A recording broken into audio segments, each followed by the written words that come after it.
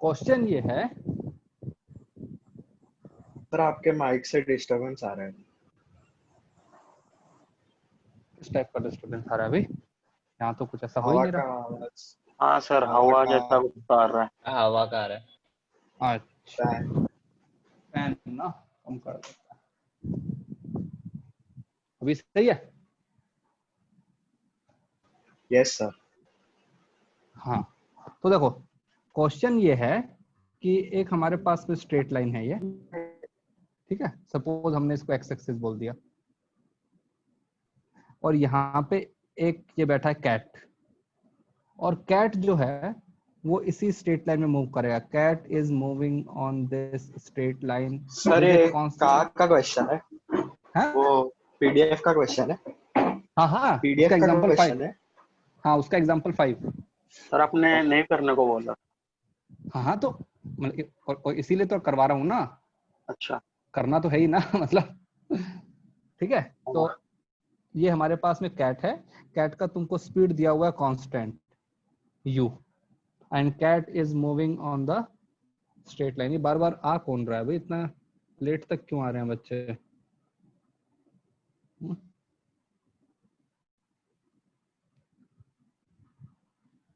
और इसी लाइन के परपेंडिकुलर एक लाइन है यहाँ पर, इसको सपोज हम बोल सकते हैं y एक्सिस, और यहाँ पे एक बैठा हुआ है डॉग। डॉग की स्पीड कांस्टेंट है, और वो स्पीड दिया हुआ है तुमको v, and dog wants to catch the cat. Finally purpose उसका यही है। एंड ये बोल सकते हो कि speed is constant v, okay, and always towards the cat.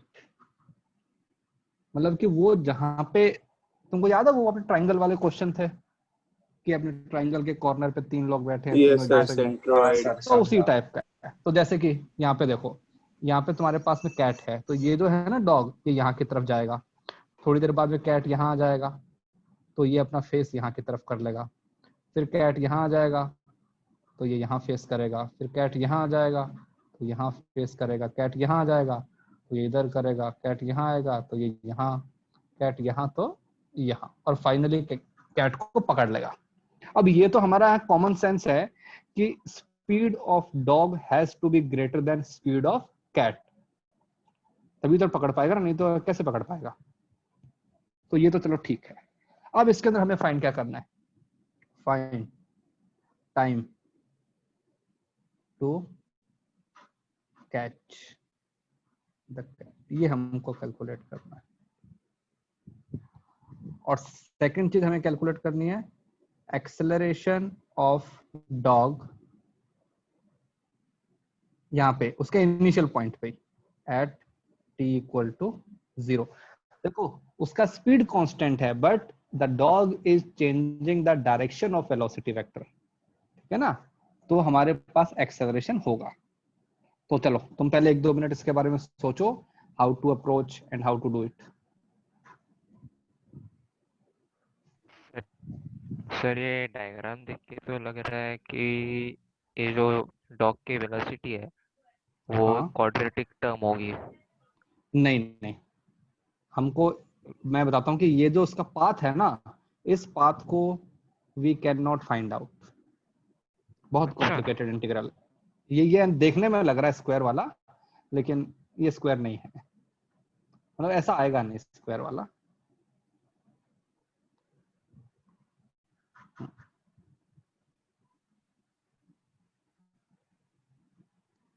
चलो ठीक है, और उसके बारे में सोचो, बताओ क्या ओपिनियन, हाउ टू अप्रोच।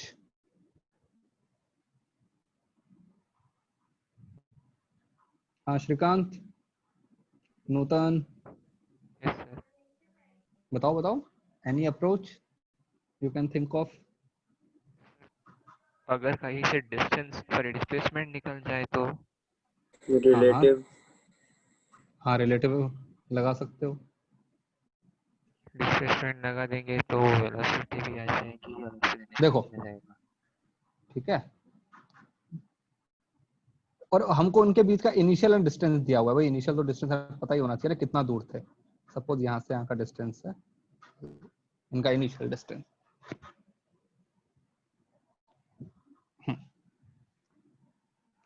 तो देखो, तो इससे पहले I want to tell you few points.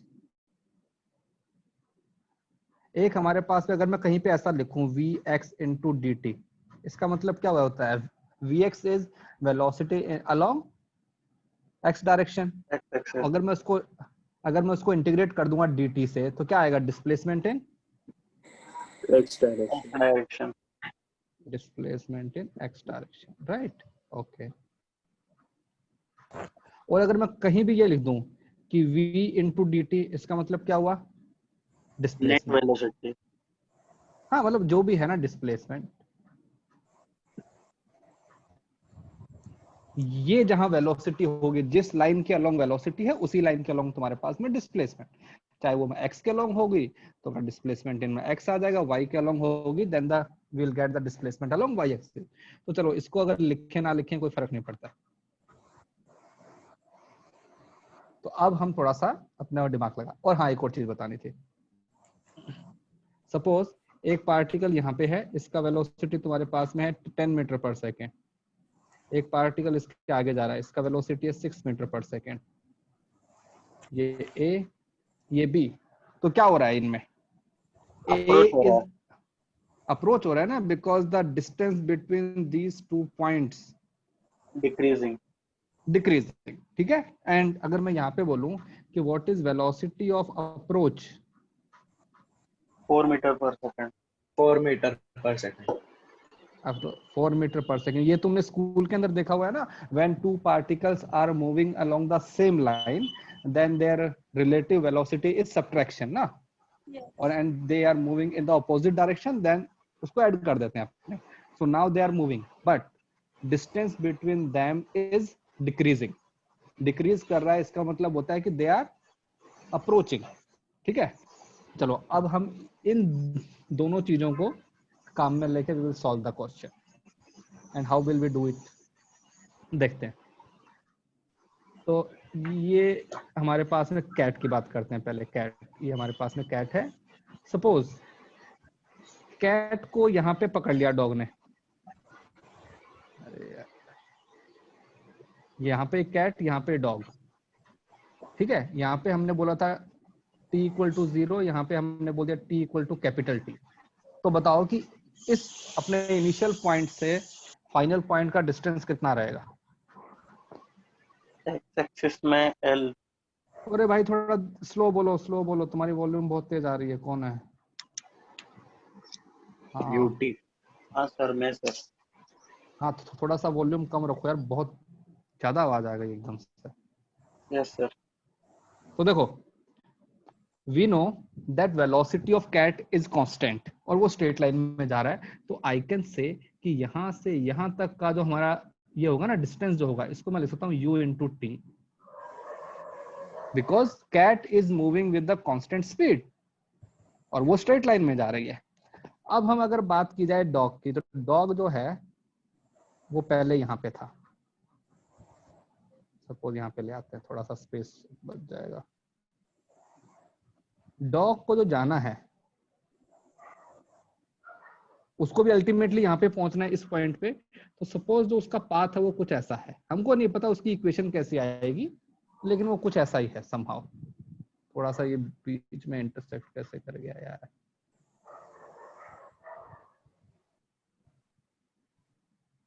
ये बच गया, ठीक है।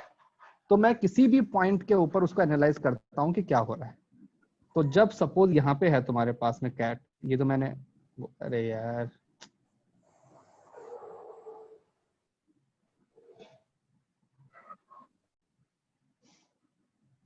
सपोज किसी पॉइंट पे यहाँ पे डॉग है और यहाँ पे कैट है, तो कैट का वेलोसिटी हॉरिजॉन्टल है यहाँ की तरफ u। इसका वेलोसिटी कहाँ की तरफ आएगा डॉग का? इस लाइन के अलोंग, जिस लाइन के along the dog will see the cat, और इसका वेलोसिटी यहाँ की तरफ v। अगर मैं कंपोनेंट करना चाहूँ, सपोज इस एंगल को मैं थीटा बोल देता हूँ, तो यहाँ का एंगल भी क्या बन जाएगा? थीटा बन जाएगा। थीटा बनने अब से मुझे पैरेलल, यस। है ना, पैरेलल है ना। अब मुझे बताओ what is velocity of approach?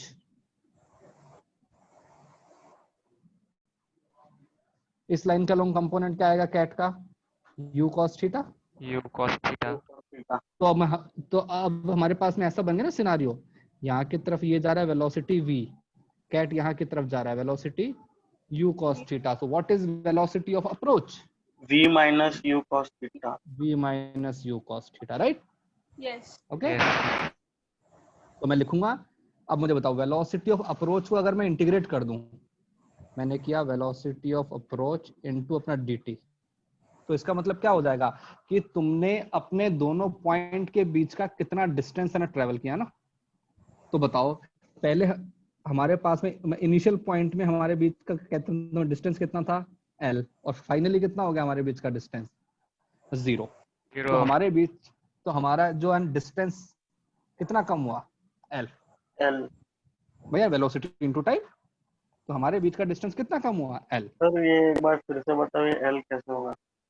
Okay वेलो, जैसे मैं यहाँ की बात बताऊं अब, ठीक है।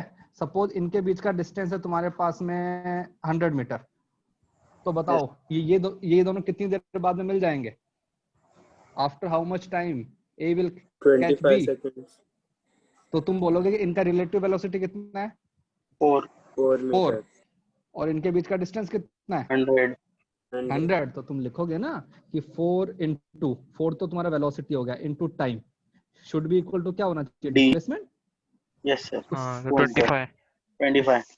नहीं, उसको छोड़ो, सेम चीज हमने यहाँ पे लिखी, वेलोसिटी इनटू टाइम, उसको इंटीग्रेट कर दिया, तो हमारे पास में क्या आना चाहिए? Total displacement. तो कितना हो गया? Yes. L हो गया ना। अब इसको लिखते हैं, अब वेलोसिटी ऑफ अप्रोच क्या है? v v minus minus u u cos theta. cos theta into dt should be sir equal to. L तो y डायरेक्शन में हुआ ना। नहीं, हम तो वेलोसिटी ऑफ अप्रोच की बात कर रहे हैं ना। अप्रोच का मतलब क्या होता है? Line joining 2 points. क्यों? Because velocity is not constant, speed is constant. देखो ना इस लाइन के अलोंग तो ये वेलोसिटी। हाँ मैं वापस बताओ ना L कैसा है? भाई, मुझे बताओ कि ये जो u cos थीटा है ये क्या है? ये क्या है? v minus u cos theta. This is the component of velocity which is decreasing the distance between 2 points, right? उसको उससे कोई मतलब नहीं है ना एक्स वाई से। हाँ बेटा, ये यू कॉस थीटा वाला एक और बार समझाइए ना। ओके यहाँ पे देखो, सपोज जहाँ पे मैंने लिखा हुआ है ना कैपिटल और डी लिखा हुआ है, कैपिटल सी लिखा हुआ है, दिखा अभी? हाँ। कैपिटल डी मतलब कि डॉग। डॉग का पर्पस क्या है? It will always move towards cat. Cat जो है it is moving in the horizontal direction, उसको कोई फर्क नहीं पड़ रहा। अब मुझे बताओ कि कैट की वेलोसिटी का कौन सा कंपोनेंट ऐसा है जो कि डिस्टेंस को कम या डिक्रीज या इंक्रीज कर रहा है? यू cos थीटा ना, क्योंकि वो तो उसी के अलोंग है। वेलोसिटी ऑफ सेपरेशन और जो अप्रोच होता है वो कहाँ आता है? Line joining 2 points. तो हमारे पास जो काम की चीज है वो क्या बन गई है? ये कि इस लाइन के अलोंग इसका वेलोसिटी v और इसी लाइन के अलोंग इसका वेलोसिटी u cos थीटा। ये वेलोसिटी का वो कंपोनेंट है जो कि डिस्टेंस को कम या ज्यादा कर रहा है। तो मुझे बताओ वेलोसिटी का कौन सा कंपोनेंट है जो कि दोनों के बीच का डिस्टेंस को कम कर रहा है? इसका v, इसका u cos थीटा। तो वेलोसिटी ऑफ द अप्रोच है it will become v minus u cos theta. मतलब ये वो फैक्टर है जो कि दोनों के बीच के डिस्टेंस को कम कर रखा है। इसको वेक्टर से कोई मतलब नहीं है ना भाई? जैसे तुम आगे जाओगे थीटा भी क्या हुआ, जैसे तुम यहाँ पे आगे, कैट यहाँ पे आगे, तो यहाँ पे हमारे पास थीटा नहीं बनेगा, यहाँ पे अल्फा बनेगा, तो यहाँ पे अल्फा आ जाएगा। फिर we can not calculate theta, हम थीटा को कैलकुलेट नहीं कर सकते। तो वेलोसिटी को इंटीग्रेट किया तो डिस्प्लेसमेंट आता है ना? हाँ, तो इनके बीच का वही डिस्प्लेसमेंट जैसा कितना किया है। अच्छा हाँ तो भाई, हाँ भाई, इनके बीच में इनिशियल अपना डिस्टेंस कितना था? L। L फाइनल कितना है? 0। डिस्प्लेसमेंट कितना हुआ? L, है ना? हाँ, तो देखो अब मैं इसको ऐसा लिख सकता हूँ, v into d t minus u cos theta into d t equal to L। उसको अलग अलग कर लिया। v and u are constant because these are the speed of cat and dog. तो ये क्या बन जाएगा? v integral dt minus u integral cos theta cos into dt theta equal to dt. L। Sir पर integral, theta तो variable है ना। हाँ तो इसीलिए मैंने उसको अंदर रखा है ना, बाहर नहीं निकाला है। cos थीटा इज अच्छा। इनसाइड द इंटीग्रल, मैंने बाहर नहीं निकाला। मैंने किसको बाहर निकाला? u and v। तो ये क्या बन जाएगा? v into capital T। dt का इंटीग्रल क्या बन जाएगा? Time minus u integral cos theta into dt. I cannot take out cos theta because cos theta is not constant. This is my Yes. equation 1. अब मैं सोचता हूं कि cos theta को एलिमिनेट कैसे किया जाए। फाइन, हाँ भाई हाँ बताओ सर। कुछ आइडिया बताओ। इंटीग्रेट ये तो करके तो ये नहीं, ये जो तुम्हारा डॉग है, इसका वेलोसिटी यहाँ की तरफ कितना है? v। इसका यहाँ की तरफ कंपोनेंट क्या आएगा? vx क्या आएगा इसका? v cos theta। किधर डॉग से? को देखो ना, हाँ ये हाँ, अभी cos theta आएगा। अगर से ठीक है। रिवर्स करेंगे तो नहीं ना, रिवर्स क्यों करना? मुझे ये बताओ फिर कि vx इंटू डी टी ये क्या होता है? Displacement along x direction. x X X नहीं, correct. x हाँ वो एक्सिस, UT है। ठीक है। और ये क्या बन Yes. जाएगा? v cos theta into D हाँ टी। और हाँ, इसकी वैल्यू किसके बराबर होनी चाहिए? देखो ना, x UT डायरेक्शन में के कितना बराबर। डिस्प्लेसमेंट हुआ है? ut के बराबर। तो ये बन जाएगा u इंटू टी। तो यहाँ से ut अपॉन v ये क्या बन जाएगा? Integral cos theta into d T. अब इसकी वैल्यू को मैं यहाँ पे पुट कर दूंगा। मैंने cos थीटा को कैलकुलेट किया ही नहीं, मैंने सिर्फ उसको सब्स्टिट्यूट अच्छा किया। तो cos बस, थीटा को हम लोग अच्छा, ओके। कैलकुलेट क्यों नहीं कर सकते? हमको नहीं पता ना, हर पॉइंट पे थीटा चेंज हो रहा है भाई, हमको नहीं पता ना, हर पॉइंट पे थीटा बदल रहा है ना यार। अच्छा सर ये ये तो इंटीग्रेट हो वाला सकता है वापस फिर भी बताओ। हमने ऐसा क्यों नहीं किया? हाँ ये इंटीग्रेट हो सकता है फिर भी हमने ऐसा क्यों किया? भाई, ये ये इंटीग्रेशन कैसे करोगे तुम? किसी भी पॉइंट ऑफ टाइम पे ये एंगल कैसे हाँ, निकालोगे? Because you don't know the equation of path of dog. अगर तुमको अच्छा इक्वेशन अच्छा, पता होता डॉग का तो हम निकाल लेते। नाउ वी डोंट नो, तो हम इसको ओके रख ओके। देते। तो ये बन जाएगा vt माइनस u। सर वो ये तो UT इंटीग्रल क्या वाला बन जाएगा? बताओ। ut upon ये v वाला, ये equal to हाँ l। हाँ भाई। भाई देखो ना, इसका मतलब क्या होता है? Integral vx into d T, displacement in x X direction ना। डायरेक्शन। तो बताओ ना, पार्टिकल यहाँ पे आ गया तो उसका मतलब कि x के अंदर कितना डिस्प्लेसमेंट हो गया? ut तो हुआ यहाँ से लेकर यहाँ तक। हाँ बस, तो मैंने उसको अपने इक्वल टू अपने ये कर दिया, ut कर दिया। तो यहाँ से जो आएगा t, इसकी वैल्यू क्या बन जाएगी? इक्वल टू एल होगा ना? हाँ इक्वल टू l। तो ये बन जाएगा भाई तुम्हारे पास में t equal to v L upon v square minus u square. u square। यार ये आ गया टाइम। अब इसमें ऑब्वियस सी बात है कि v has to greater than u, क्योंकि अगर v जो है वो छोटा हो गया तो तुम्हारा कैसे टाइम आ जाएगा? नेगेटिव में आ जाएगा ना। हाँ तो v, वो तो पता ही है कि यार अगर डॉग का स्पीड कैट के स्पीड से कम होगा तो फिर कैसे होएगा फिर काम? बताओ। पकड़ना मुश्किल, मतलब नहीं पकड़ सकता। फिर तो पकड़ ही नहीं पाएगा ना यार, कंपोनेंट ही नहीं आएगा x डायरेक्शन में कंपोनेंट ही उतना। नहीं। हाँ मतलब उसकी वेलोसिटी x में हमेशा ही कम रहेगी, तो पकड़ ही नहीं पाएगा उसको। हाँ सर। ठीक है, ओके। अब जो इसका पार्ट 2 है वो तुम्हारा होमवर्क है। जो इसका एक और पार्ट है ना कि acceleration of dog at t equal to 0, मतलब जब उसने स्टार्ट किया है हम उसी टाइम को कैलकुलेट कर सकते हैं, हम किसी और पॉइंट पे कैलकुलेट कर ही नहीं सकते हैं। अब मुझे बताओ कि क्या होता है एक्सेलरेशन? एक्सेलरेशन होता है कि वेलोसिटी में पहले निकाला चेंज अपॉन dt, ये होता है। वेलोसिटी में चेंज क्या होता है? v final minus v initial. तो पहले उसका वेलोसिटी वेक्टर यहाँ की तरफ था, फिर वेलोसिटी, इसका मैग्नीट्यूड सेम है, फिर वेलोसिटी वेक्टर यहाँ की तरफ हो गया। मैग्नीट्यूड सेम है लेकिन इनके बीच में एंगल आ गया है। So when two vectors are at an angle theta, तो कहते हैं सब्ट्रैक्शन कैसे आता है? v square plus v square minus 2v square cos theta. पता है ना सब्ट्रैक्शन वाला फॉर्मूला? हाँ सर, यस। हाँ ये तुम्हारे पेपर 2 का पहला क्वेश्चन था, अगर तुमको याद हो तो। एक पार्टिकल का सर्कुलर मोशन कर रहा है, स्पीड इज कांस्टेंट, अगर उसने 40 डिग्री एंगल ट्रेस कर लिया, so what is the change in velocity? किया था ना।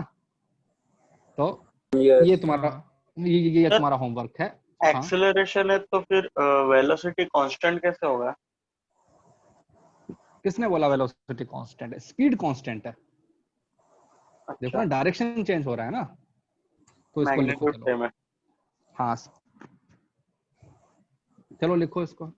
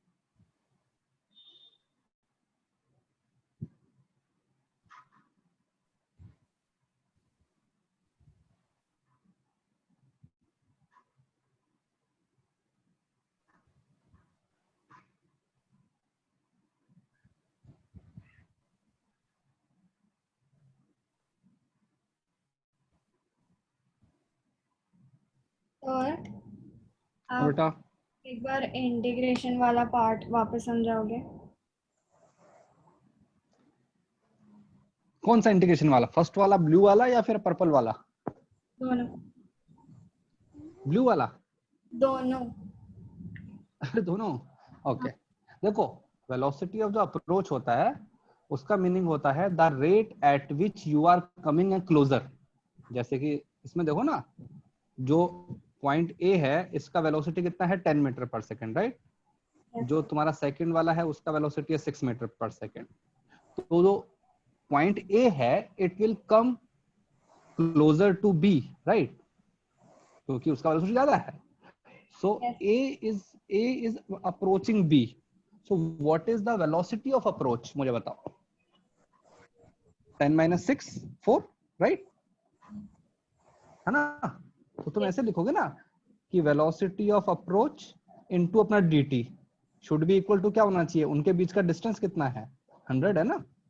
तो इक्वल टू 100 जब वो दोनों मिल जाएंगे, right? Velocity into time. Same चीज हमने यहाँ की है। हमने जो v minus u cos theta लिखा है ये क्या है? Velocity of approach. क्योंकि ये दोनों किसी एंगल पे हो रहे थे ना, तो हमने कहते कंपोनेंट ले लिया उसका उस लाइन के अलोंग। अगर मैं इसको इंटीग्रेट कर दूंगा dt के साथ में, तो इसकी वैल्यू कितनी होनी चाहिए? l, क्योंकि इनिशियली इनके बीच में डिस्टेंस कितना था? l। अभी इनके बीच में डिस्टेंस कितना है? 0। तो इन्होंने अपने हिसाब से कितना डिस्टेंस ट्रेवल किया? l, है ना? तो जो पहला इंटीग्रेशन है वो तो ये है। सेकंड वाले के अंदर हमको क्या cos थीटा को अपने एलिमिनेट करना था, क्योंकि we can not integrate cos theta, we don't know the function of cos theta. So what we did, we took the x component of dog's velocity, ये वाला। ये क्या उसका x कंपोनेंट है ना, देखो हमेशा v cos थीटा। अगर मैं v cos थीटा को इंटीग्रेट कर दूंगा तो that means I am integrating the x component of velocity of dog. So I will get displacement in the x direction of the dog। तो मुझे बताओ which is what we need. x axis के along what is the displacement of dog? यहाँ पे आ गया ना वो। तो x एक्सिस के along तो इतना ही हुआ है ना, small u into t। Yes. तो हम ये लिख, तो small u into t। तो यहाँ से हमारे पास में cos theta into dt integral की वैल्यू आ गई, उसको हमने सब्स्टिट्यूट कर दिया बस। ओके, तो में से कितने बच्चों को एक बुक का नाम पता है? आई ई इरोडो। हाँ ये नाम, हाँ Problems problem physics general general physics. Physics. हाँ भाई, how many of you know? नहीं पता। सर मीम्स से पढ़ा हुआ है, हाँ ओके, कुछ नहीं सर। चलो तुमको एक बार इस बुक का है ना, कहते मैं यहाँ शक्ल दिखा देता हूँ, ये बुक कैसी है।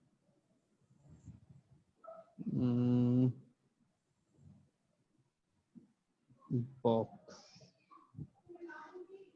इरोडो, ये हमारे पास है बुक, दिख रहा है सबको? हाँ हाँ यस सर। सर। हाँ, ये बुक एकदम छोटी सी बुक है, पतली सी बुक है, और इसका एक एक क्वेश्चन अपने आप में बहुत खतरनाक है। ठीक है, तो ये जो क्वेश्चन है ये इस वाली बुक का है। Oh nice. ठीक है, इतना इजी था। सर 400 पेजेस की है ये तो, पतली। तो नहीं तो 400 पेजेस के अंदर अगर तुम देखोगे ना 300 पेज, तो कहते हैं मतलब कि हिंट और सॉल्यूशन। ठीक है ना? तो सर दोनों बुक ठीक है। अलग अलग है, हिंट और सॉल्यूशन वाले। एक क्वेश्चन के 3 पेज सॉल्यूशन। नहीं इतना नहीं है, देखो ना इसके अंदर ये सब क्वेश्चन दिए हुए हैं तुमको, ये वाला एक्स एक्सिस के अलग ये। नाउ यू, जब तुम्हारा बुकलेट कंप्लीट हो जाएगा, तुम्हारा है ना सब कुछ कंप्लीट हो जाएगा ना, after that you can attempt this question, उससे पहले मत करना। HC वर्मा के भी बाद। एससी वर्मा के भी बाद, सबसे लास्ट में, जब तुम्हारे पास करने के लिए कुछ भी ना बचे, एंड यू आर लाइक कि now I know everything, after that you should attempt this questions. ठीक है? सर पीडीएफ सेंड करोगे आप? क्या? हाँ हाँ, पीडीएफ सेंड कर दूंगा जिस दिन तुम मुझे सब भेज दोगे करके कि सर बुकलेट कंप्लीट हो गया, ये कंप्लीट हो गया, that day I will send you. Kinematics का ना? नहीं, इसके अंदर सब है, काइनेमैटिक्स, लॉज ऑफ मोशन, सब चैप्टर हैं। ठीक है, तो after that you can start. और इसको करने का एक फंडा होता है, इसका ऐसा नहीं होता कि तुमने बुक खोला and you started from question 1 and 100 कर दिया। नहीं नहीं नहीं, एवरी डे वन क्वेश्चन। ठीक है, every day one question, make a target कि from you can say 15th of September, ठीक है, 2022, suppose 31st December 2021, every day single question solve करना है बस। तो सर आराम से। किसका? इसका इरोडो का, ओके सर। है ना? सर तो पीडीएफ भेजो ना। हाँ तो अभी भेज दूं, मैंने इसमें लिखा है ना 15 सितंबर, 15 सितंबर हाँ मिल सर, जाएगा। मुझे लगा आप बोले ना पूरा कंप्लीट कर फिर भेजेगा, इसलिए। हाँ तो अभी बताओ, जो तुम्हारे पास तुमको हार्ड मटेरियल पे दिया हुआ है वो हो गया कंप्लीट? नो सर, बचा थोड़ा। कंप्लीट नहीं हुआ। अरे नहीं नहीं, जब तुम बोलोगे सर करने के लिए कुछ नहीं बचा है उस दिन। ठीक है, चलो, तो अपना काइनेमेटिक्स पूरा हो चुका है। Now we will start laws of motion. कितने क्वेश्चन है उसमें? किसमें? अरे ठीक है, काफी हैं। कितने होंगे? 400 500 होंगे, और तो कितने होंगे। चलो न्यूटन उसको ऑफ छोड़ो। मोशन। हाँ, तो उससे पहले हम, इफ आई आस्क यू, हमारा कहते थे काइनेमेटिक्स खत्म हो गया, what was the definition of kinematics? Study of motion. The movement of bodies. Knowing the Study of the movement of bodies. Without knowing the cause. cause of it. Without knowing the cause. That was the important point actually. Now we will see or we will analyze the cause of motion also. जो हमने किया वो तो हमने करना ही है, हमको particle के मोशन को तो एनालाइज करना ही है, but we have to analyze the cause of motion also. So the thing that cause all these things, velocity, acceleration, and all these things. So first thing comes into our mind, that is called force. So बताओ what is force? Mass into acceleration. नहीं, Change in momentum, नहीं, rate of change of momentum. Okay, नहीं नहीं नहीं नहीं। अब मुझे एक बात बताओ, अगर मैं तुमसे बोलूं Mass कि into यार acceleration. नहीं, एक Push सेकंड, और pull. देखो एक तो चीज होता है इक्वल, एक होता है कि व्हाट इज दिस। अगर मैं बोलूं है डिस्टेंस इक्वल टू क्या होता है, वेलोसिटी इनटू टाइम होता है, हाँ, तो इसका मतलब क्या हुआ, डिस्टेंस क्या होता है? इक्वल होता है वेलोसिटी इनटू। ये Distance length इक्वल होता है, यस। तो डिस्टेंस का मतलब क्या होता है, length the of length path. Of the path, हाँ। ये Sir, डिस्टेंस force है, is a और push or distance, pull between object. हाँ यस, फोर्स इक्वल, फोर्स जो है वो मास इनटू एक्सेलरेशन के इक्वल है, ठीक है। बट फोर्स क्या है एक्चुअली?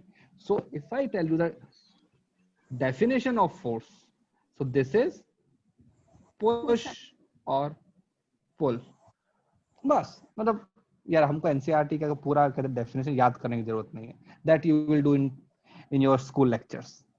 सो पुश और पुल ऑन एनी ऑब्जेक्ट, ये चलो और ऐड कर दिया, एनी ऑब्जेक्ट इज फोर्स। जैसे बताओ इसके अलावा कोई पॉसिबिलिटी है? इसके अलावा और क्या हो सकता है? नहीं। नहीं हो सकता। नहीं सर, और तो कुछ नहीं। जैसे सपोज हमारे पास ये एक रखा हुआ है, बॉक्स रखा है, और तुम यहाँ पे खड़े हो, तुमने इसको को यहाँ की तरफ लेके जाना है, तो तुम क्या करोगे? You will push. पुश का मतलब होता है अवे, अवे फ्रॉम मी, मतलब जो भी फोर्स लगा रहा है, ठीक है, अवे फ्रॉम मी। मी मतलब I, who is applying the force, ठीक है। पुल का मतलब क्या होता है? सपोज तुमने एक स्ट्रिंग से इसको बांध दिया, Towards. ठीक है, तो यहां की तरफ करूंगा ना, तो इसका मतलब क्या हुआ? टूवर्ड्स में। इसके अलावा कोई पॉसिबिलिटी नहीं, कोई भी फोर्स ले लो, आइदर इट विल बी पुल और it will be Push. Push, ठीक है। सो दिस इज द थिंग। अब फोर्स के बारे में थोड़ा और पढ़ते हैं। हमने जैसे वेक्टर्स के चैप्टर में पढ़ा था। सर थोड़ा ऊपर खाएंगे, हाँ थोड़ा ऊपर खाएंगे। हाँ,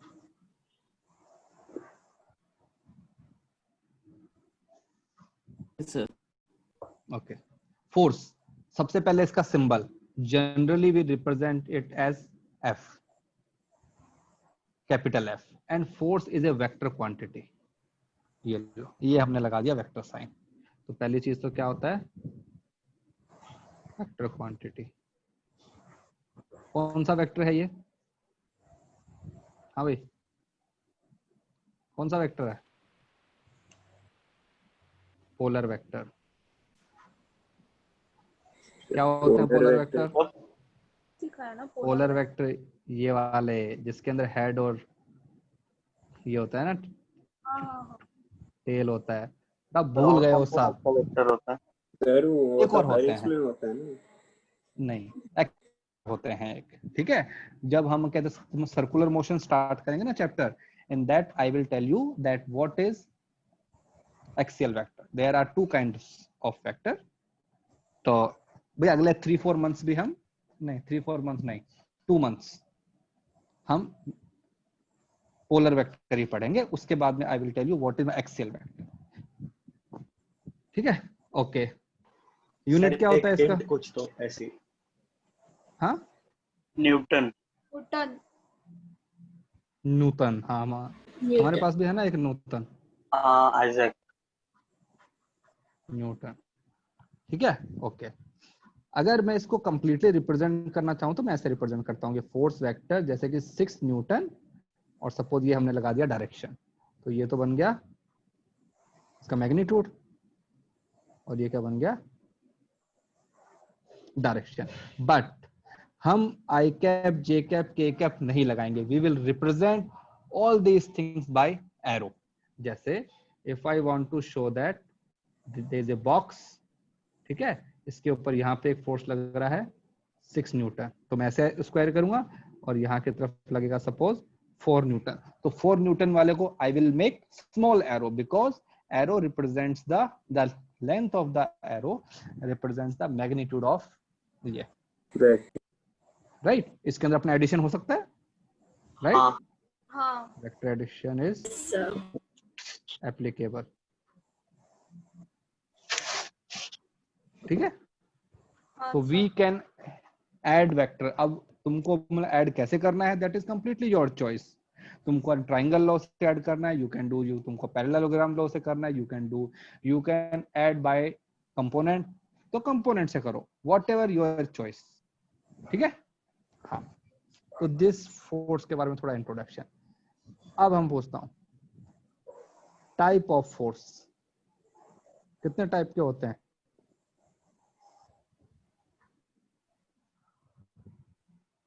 हाँ भाई. 2 types. दो. मैकेनिकल. हाँ. 2 type ना. Balanced, unbalanced. क्या क्या? बैलेंस, अनबैलेंस, ये नो सर. अगर मैं okay, if I ask you how many types of force, then you should ask me question, sir what is the criteria of selection. भाई अच्छा, suppose yes sir. If I go to a school और मैं पूछूं कि school में कितने type के बच्चे हैं, तो यार तुम बोलोगे ना सर पहले क्राइटेरिया बताओ ना, क्लास वाइज बताना है, जेंडर वाइज बताना है, एज वाइज बताना है, मार्क्स वाइज बताना है, कैसे बताना, क्राइटेरिया तो होना चाहिए ना. यस. तो first we should know criteria. तो I will tell you the basic criteria. After that as the forces come we will see कि ये फोर्स कैसा फोर्स है कैसा नहीं. ठीक है. ओके. सो एक वर्ड होता है जिसको हम बोलते हैं फंडामेंटल फोर्सेस. नाम सुना फंडामेंटल क्वांटिटीज? Yes sir. क्या होता है फंडामेंटल क्वांटिटीज, क्या होती हैं? Definition. What are the fundamental Defined quantities? quantities. हाँ. Sir independent quantity. मतलब कि यूनिवर्स में बाकी क्वांटिटीज जो है वो इन्हीं से बनी हुई है. राइट. Yes sir. अगर मुझे और कुछ They बनाना cannot है, be derived from any. yes, they cannot be derived. I can derive other quantities with the help of those. तो फंडामेंटल फोर्सेस का मतलब क्या हुआ? ऐसे फोर्स जो कि यानी यूनिवर्स ने हमको दिए हैं, हमने कुछ नहीं किया है. भाई जैसे कोई बोले स्प्रिंग फोर्स, तो स्प्रिंग तो हमने बनाई है ना यार, भाई हमारी मर्जी है, स्प्रिंग को छोटा बनाएंगे बड़ा बनाएंगे. ग्रेविटेशनल. तो फंडामेंटल फोर्स, फंडामेंटल फोर्स का मतलब होता है which is given by nature. हमको नहीं पता कहां से आया कैसे आया, we don't know, but universe में एग्जिस्ट करता है. ठीक है. तो सबसे पहला जो हमारा आता है fundamental force, that is gravitational.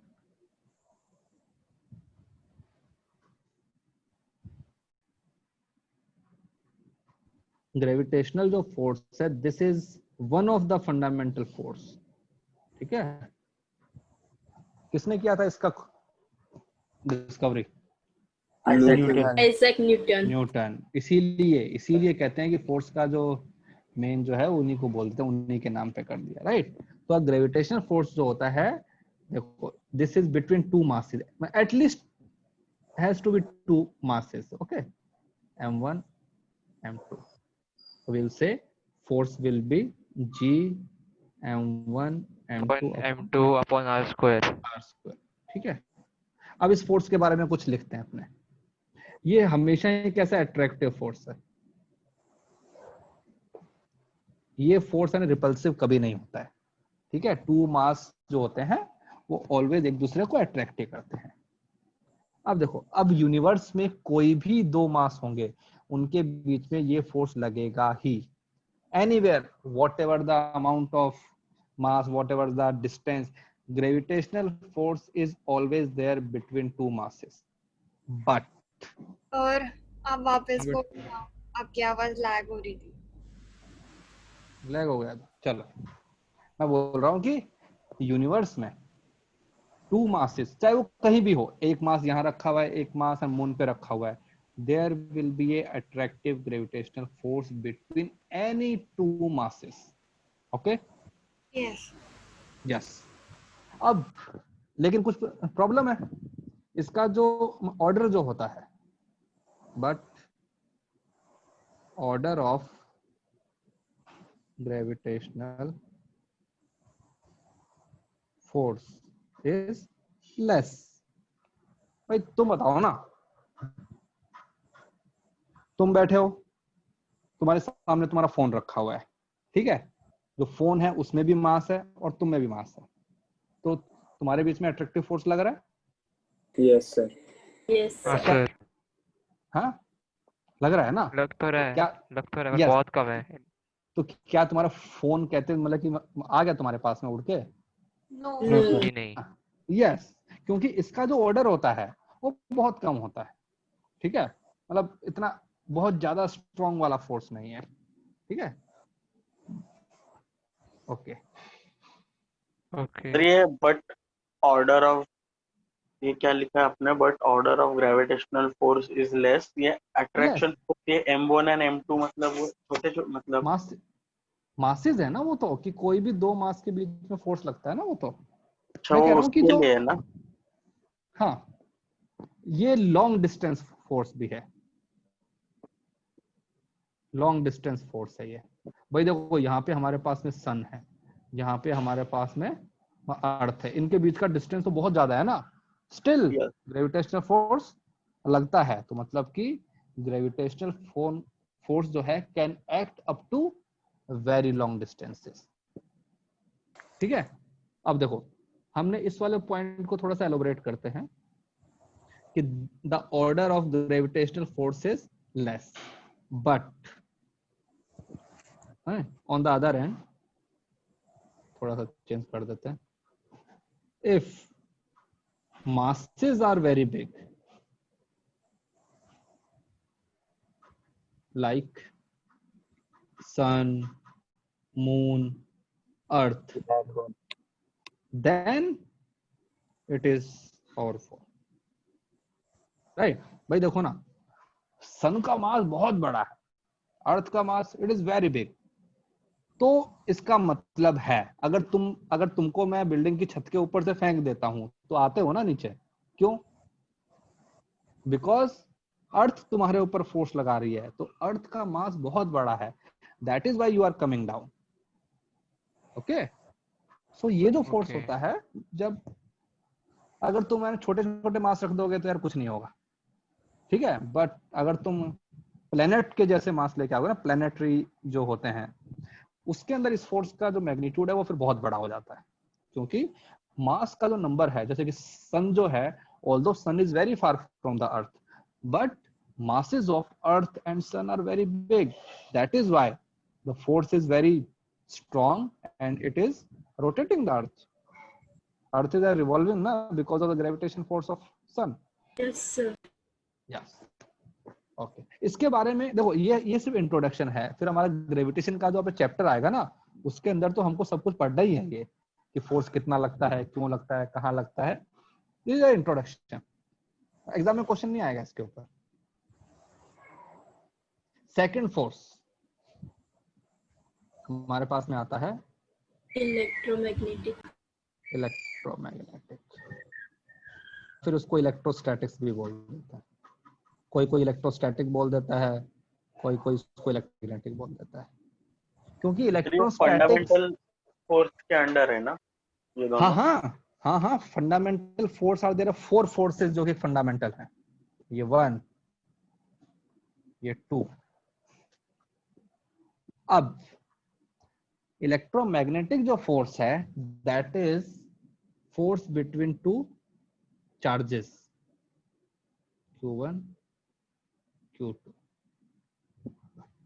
तो ये जो फोर्स लगता है that is K Q1 Q2 upon R R square. Square, this force is between to charge bodies. अगर दो बॉडीज के ऊपर कोई रिजल्टेंट चार्ज है देन दे विल ये। अब इसके अंदर क्या है ना, रिपल्सिव भी आ सकता है, अट्रैक्टिव भी हो सकता है। ठीक है, ये तुमने उसमें देखा होगा ना, केमिस्ट्री में बताया था, अभी तुम्हारा केमिस्ट्री के अंदर हो गया ना एटॉमिक। यस सर, इन बताया। दैट यू हैव सीन कि यार जो इलेक्ट्रोस्टैटिक फोर्स है वो अट्रैक्टिव भी हो सकता है और सर के repulsive को भी। उसमें सर Repulsive. हाँ के क्या बोल रहे हो? सर इसमें अरे के मतलब क्या? 1/4 पाई एप्सिलॉन नॉट। के कांस्टेंट है, Yes. के इज कांस्टेंट, के इज कांस्टेंट। इसके बारे में हम बाद में पढ़ेंगे 12th क्लास में, जब इलेक्ट्रोस्टैटिक्स चैप्टर आएगा ना तब पढ़ेंगे। जैसे यहाँ पे जो ये जो है ना जी, ये भी क्या है, कांस्टेंट। ठीक है, तो हाँ, तो ये जो फोर्स है it can be both repulsive And attractive. And attractive. जैसे कि उसमें था कि वो तो अकेला वही था ना, अट्रैक्टिव ही था ग्रेविटेशन, तो ये रिपल्सिव भी होता है। अब इसके ऑर्डर की बात करें, इसका जो ऑर्डर है इज मॉडरेट टाइप। ठीक है, मतलब ये इतना कमजोर भी नहीं होता है और इतना स्ट्रांग भी नहीं होता है, मतलब ओके टाइप से। लेकिन if you will MOD increase the charge, और ये होता है क्या, ओके, तो अगर if the magnitude of charge is very big, तो फिर तो तुम्हारा repulsive force it will become very high. ठीक है, मतलब ये लगता है, it is basically short range force. अगर distance between the charge is very very big, तो इस फोर्स का जो इफेक्ट है वो थोड़ा कम हो जाता है ना भाई। जैसे कि सन है, अर्थ है, सन का मास बहुत ज्यादा है but it does not have so much of charge. ठीक है ना, तो इसलिए कहते हैं कि electrostatic force is short range force. तो ठीक है, इसका काफी अच्छा।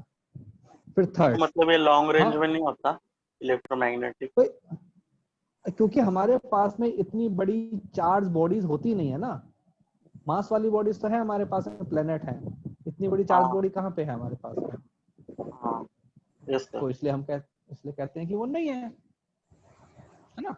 Okay, yes sir. हम we study these two force only तो बाकी बिकॉज की ये कौन सी हमारे है? कैसे, हाँ बाकी की कौन अब सी है? इसकी, हाँ हाँ बता रहा हूँ। फिर आते हैं थर्ड और फोर्स, ये दोनों ही न्यूक्लियर फोर्स हैं। ओह, न्यूक्लियर मतलब कि न्यूक्लियस के अंदर लगते हैं ये वाले, और हम न्यूक्लियस के अंदर इतना पढ़ते नहीं है। वो सब क्वांटम फिजिक्स में आता है ना सर? हाँ, वो हम पढ़ते हैं क्वांटम फिजिक्स में, या फिर है ना, क्वांटम फिजिक्स हमारे स्ट्रॉन्ग एक न्यूक्लियर होता फोर्स है and weak nuclear force. Weak strong.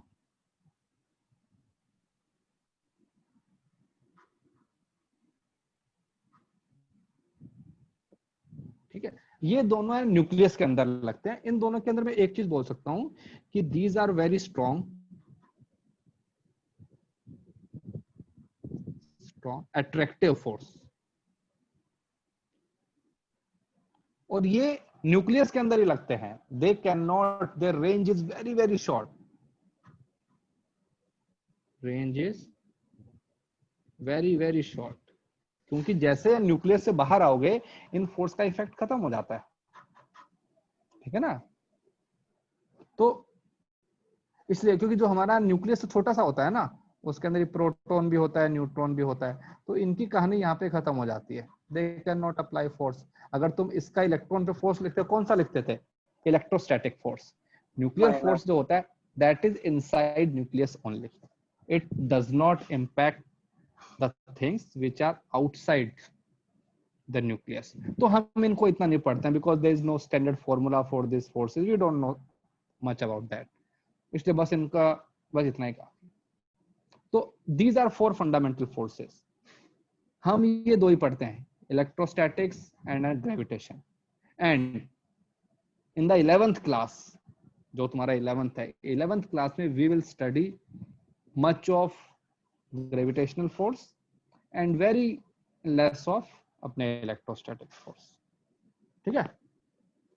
तो चलो, अब ये तो फंडामेंटल फोर्स हो गए। अब आते हैं जैसे कि और हाँ सर फिर से रिपीट करोगे, मेरा कनेक्शन प्रॉब्लम था प्लीज। कौन सा बेटा? सर यही nuclear force. Okay, nuclear force ना। हाँ sir. So there are two types of a nuclear force which are inside the nucleus. Their range is very very short because we know that nucleus is very small thing ना। तुमने chemistry में देखा होगा कि तो nucleus is very small thing. तो nucleus के अंदर क्या क्या होता है? न्यूट्रॉन होते हैं, न्यूट्रॉन होते हैं, प्रोटॉन होते हैं, प्रोटॉन होते हैं, प्रोटॉन होते हैं। तो न्यूक्लियर फोर्स इन सब चीजों को कंबाइन करके रखता है। That means the nuclear force is very strong and attractive in nature.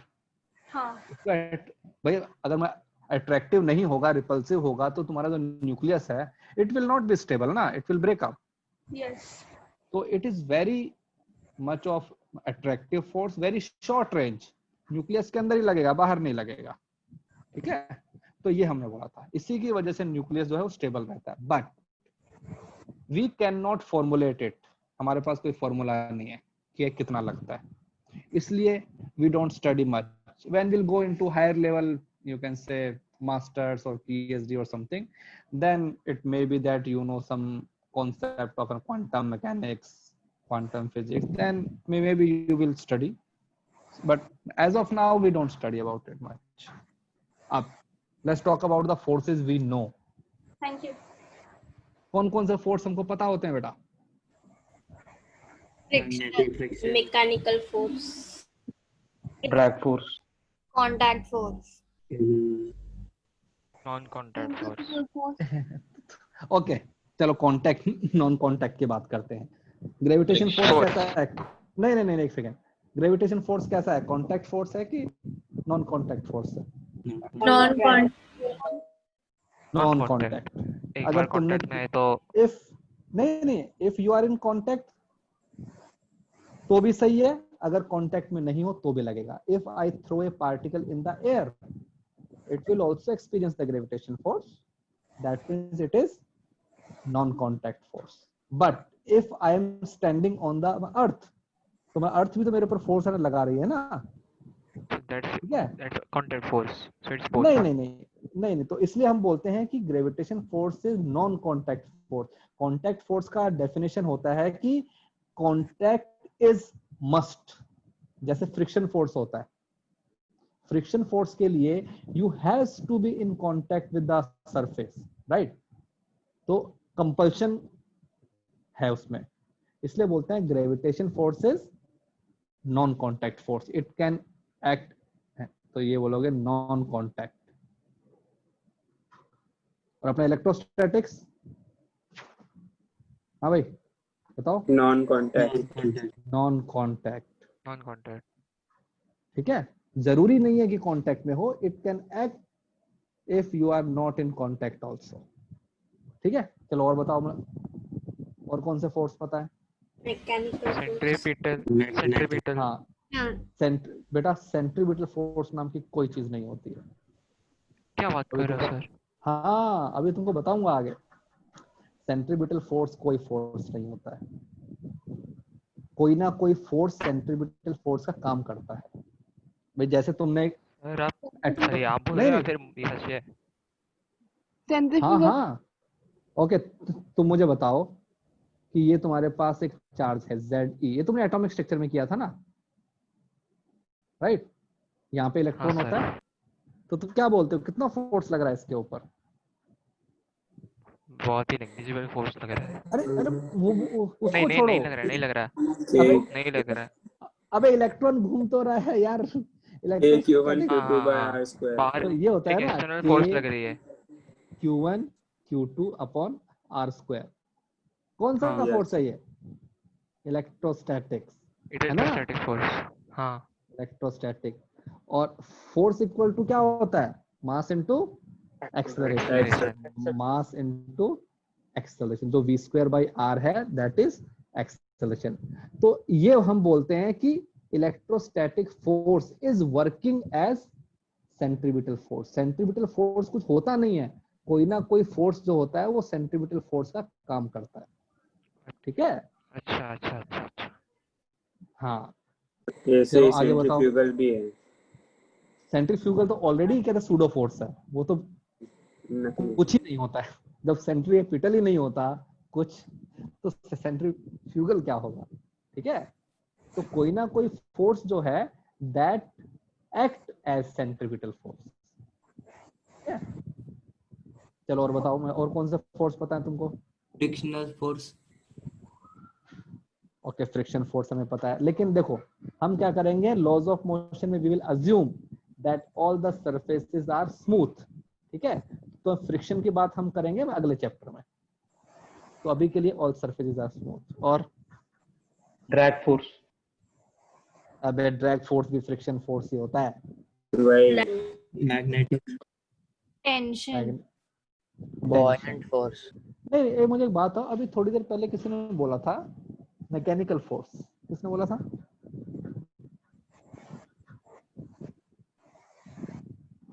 हाँ भाई, किसने बोला था मैकेनिकल फोर्स? तो बताओ। मैंने से नहीं पता है, नहीं, किसी ने तो कहा था, मतलब कि आवाज तो आई थी एक मुझे। तो कोई तो लड़की सर ने मैकेनिक, बोला था। हाँ लड़की ने ही बोला था। अरे शायद गलत कोई नहीं तो बोला है श्रेया भाई। नाम की है, पेंट की शायद श्रेया, श्रेया ने बोला था। हाँ डरो मत भाई, गलत नहीं बोला है, सही बोला है। अगर तुमने कुछ बोला है तो I want to some more about it ना, उसको एलेबोरेट करो थोड़ा सा कि क्या है वो। किसने बोला था? हाँ चलो, और कोई बता दो भाई, क्या होता है मैकेनिकल फोर्स, क्या होता है? Contact between two objects. Okay, और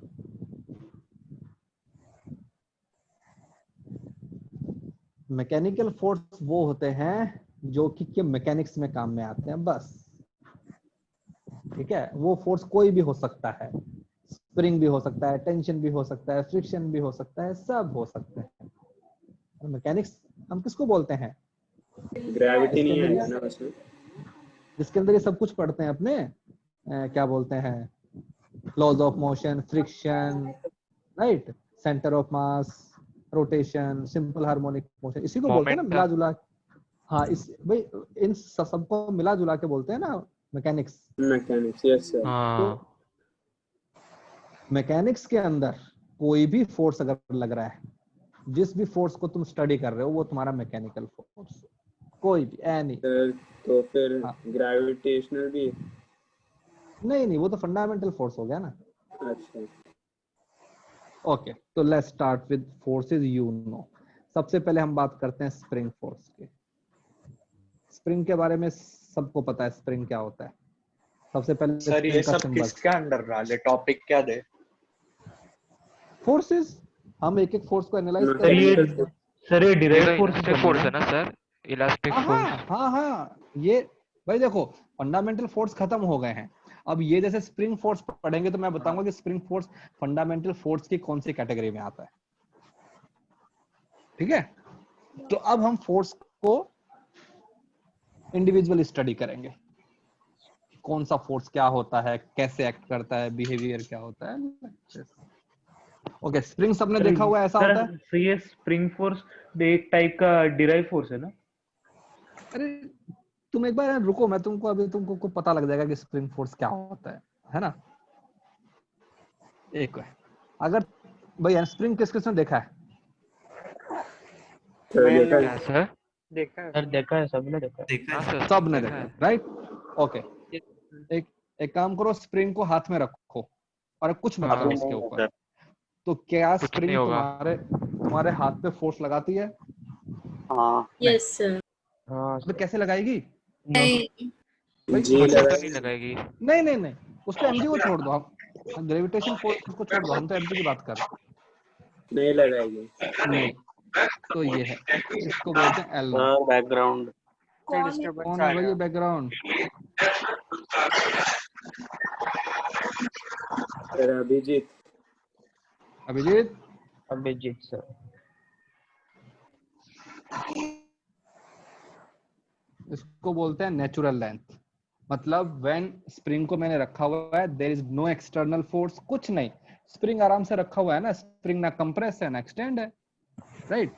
नेचुरल लेंथ, नेचुरल लेंथ का मतलब होता है नो फोर्स।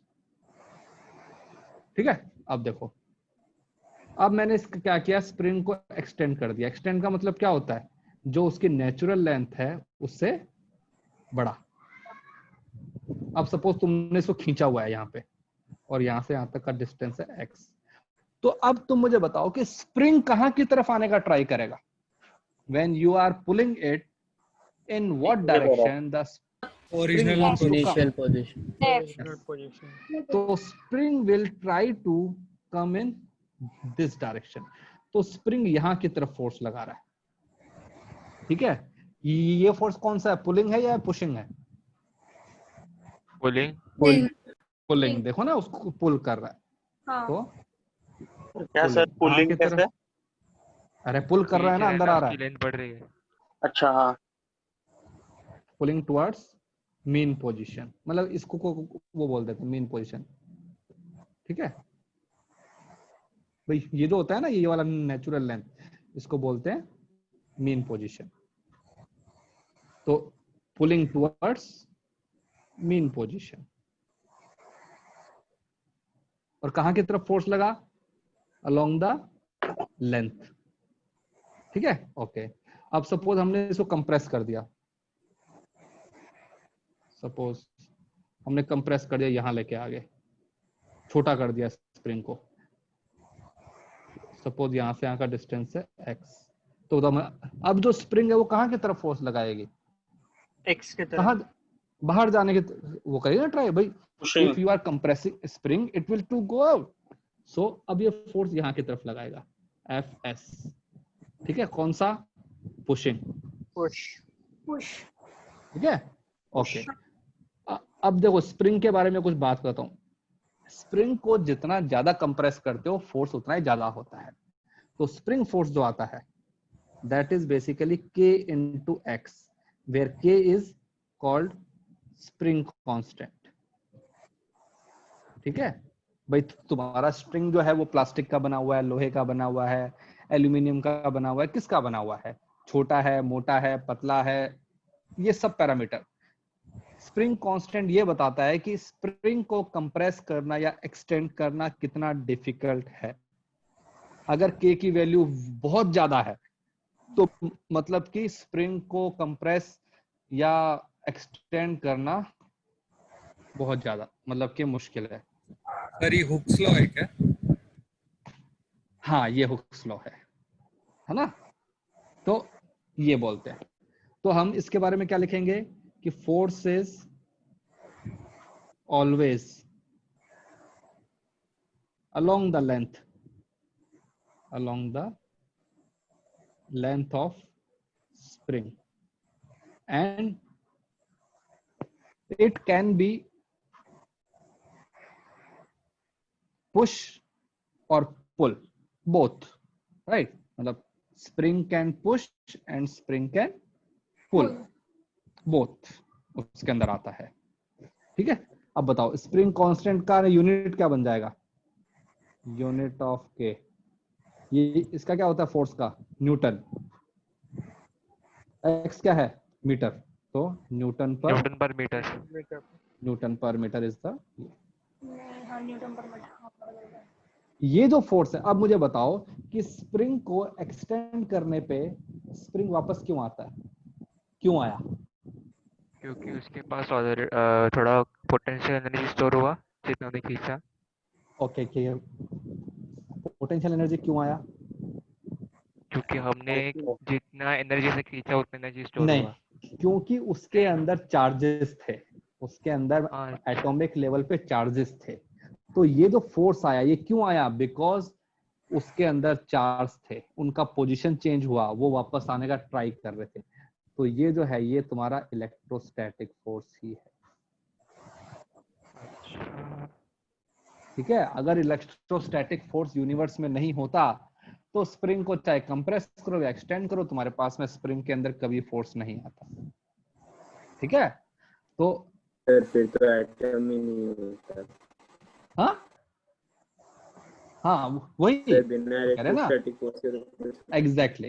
तो हम कहते हैं कि जो स्प्रिंग फोर्स है वो भी इलेक्ट्रोस्टैटिक फोर्स ही है, but in the other form. हमने एक उसका मटेरियल बना दिया, उसको डिफॉर्म करेंगे तो वो फोर्स आएगा, बट बेसिकली फंडामेंटल फोर्स के कैटेगरी में अगर मुझे डालना हो तो किसमें डालूंगा? इलेक्ट्रोस्टैटिक्स वाले। ठीक है, आगे आओ। सेकंड, एक फोर्स होता है जिसको हम बोलते हैं टेंशन। नाम सुना है? इसको रिप्रेजेंट करते हैं कैपिटल टी से। Yes sir. ये लगता है स्ट्रिंग में, स्ट्रिंग या फिर रोप। ठीक है, अब मुझे बताओ, ये हमारे पास में एक रोप है।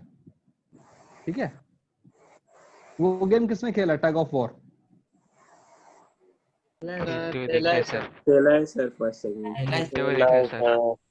तो सपोज यहाँ पे एक मैन है, इसके हाथ में रस्सी है, यहाँ पे एक मैन है, इसके हाथ में रखी है, ये इधर खींच रहा है, ये इधर खींच रहा है। ठीक है, ये ए, ये बी, फाइन।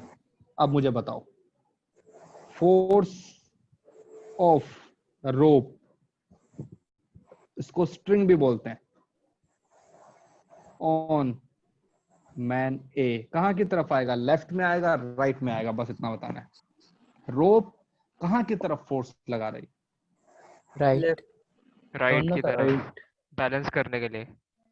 ऑन, देखो मैं बोल रहा हूं कि ऑन मैन ए, बस। सर किसका फोर्स ज्यादा होगा उसके ऊपर डिपेंड होगा ना। अरे नहीं, मान लो ये दोनों स्टेशनरी। ऑन मैन ए मतलब ये जो मैन है ना ए, भाई इसको स्ट्रिंग से मैंने बांधा हुआ है। ठीक है, तो बताओ मैन ए पे कहां की तरफ लग रहा है फोर्स? राइट की तरफ। राइट। चलो, अगर तुम कह रहे हो कि नहीं भाई इसने भी लगाया होगा, इसने भी लगाया, तो एक सिंपल एग्जांपल लेते हैं, थोड़ा और सिंपल। वॉल रख दो सर, वॉल रख दो। हाँ, वॉल को एक हुक लगी है और फिर नहीं तुम कहोगे नहीं सर वो तो स्टेशनरी है, ये है। सपोज यहाँ पे एक बॉक्स है, ठीक है, ये है, और यहाँ पे तुम हो, और तुम यहाँ की तरफ जा रहे हो। ये मान लो तुम्हारा वेलोसिटी v है। अच्छा, अब मुझे बताओ, ये तुम्हारे पास ब्लॉक है, इसको तुमने कहते रस्सी से बांधा हुआ है, तो force of rope on block कहाँ की तरफ आएगा? लेफ्ट में आएगा, राइट में आएगा? राइट की तरफ। राइट। तो बोलोगे ना कि ये मेरे पास में रस्सी है, तो इसने ब्लॉक पे कहाँ फोर्स लगाया? यहाँ की तरफ। ठीक है, कौन सा फोर्स हुआ? पुलिंग या पुशिंग? पुलिंग। अब मैं बात करता हूं कि force of rope on man, man के ऊपर कहां की तरफ फोर्स लगा रही है रोप? सपोज अगर तुम जा रहे हो लेफ्ट साइड में ना, ये अगर रोप है, तुम यहाँ पे हो, तो तुम्हारे हाथ को कहां की तरफ खींचता है रोप? यहाँ की तरफ।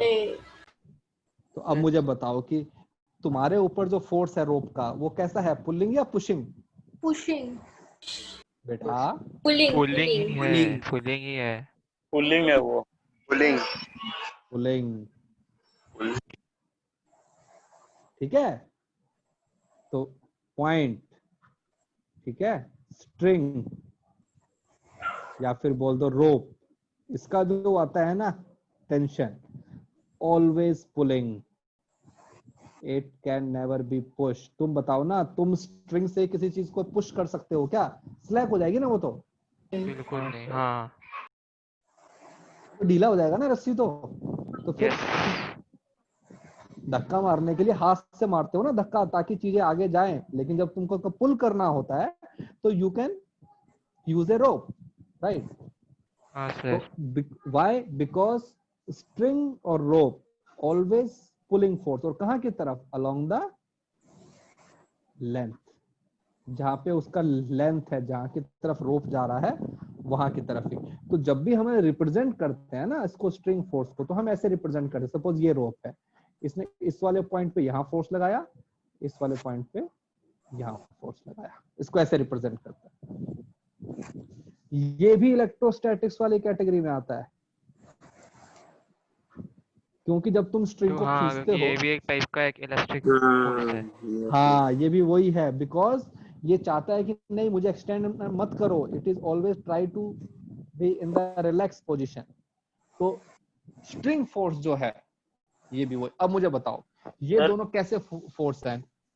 कांटेक्ट फोर्स है या फिर नॉन कांटेक्ट? कांटेक्ट ये Contact. कांटेक्ट फोर्स, ठीक है ना? क्योंकि भाई अगर तुम कोई रोप तुम्हारे कांटेक्ट में ही नहीं है तो कहां से फोर्स लगाएगी? वैसे स्प्रिंग भी, ठीक है ना? अगर कांटेक्ट में नहीं आएगी स्प्रिंग तो फोर्स कहां से लगेगा? तो देखो एवरी फोर्स जब भी तुम उसको कैटेगराइज करोगे तो there has to be some classification idea, ठीक है ना? On what basis you are classifying the forces. तो हम क्या करेंगे? हाँ बेटा। सर वो ब्लॉक के ऊपर पुलिंग फोर्स क्यों लग रहा है? तुम बताओ ना, अगर मैं तुमको कहते रस्सी से बांध दूं और मैं तुमको आगे लेके जा रहा हूं, तो कहते रोप तुमको पुल कर रहा है या यार पुश कर रहा है? पुल कर रहा है। तो एग्जैक्टली उसके साथ भी ऐसा ही हो रहा है ब्लॉक के साथ में, अच्छा हाँ। है ना? यस सर, हाँ।